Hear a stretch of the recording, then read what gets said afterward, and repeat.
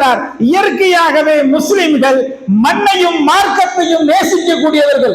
மார்க்கத்திற்கும் மண்ணுக்கும் ஒரு பிரச்சனை என்றால் எந்த தருணத்திலும் விட்டுக் கொடுக்க மாட்டார்கள். அந்த எண்ணத்தை, அந்த வீரியத்தை இஸ்லாமுடைய உதிரத்திலே அல்லாஹ் ஓட செய்திருக்கிறார். இங்க யாரு முஸ்லிம்கள் அடிமைப்பட்டு இருக்க மாட்டான்.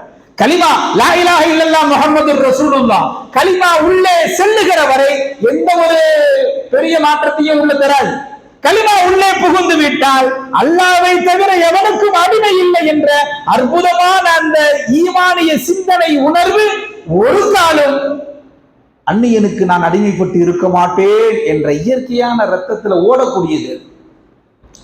அல்லாஹுவை தவிர இன்னொருவருக்கு அடிமையாக இருக்க நாங்கள் பழக்கப்படவில்லை. எங்கள் மார்க்கத்திலே அது கிடையாது. எங்க அல்லாஹ் ரசூல் அதை சொல்லிக் கொடுக்கல என்று அவர்கள் வீரியமாக இறங்கினார். இது நம்ம சொல்றது இல்ல, வரலாற்று ஆய்வாளர்கள் எழுதுகிறார்கள் என்றால்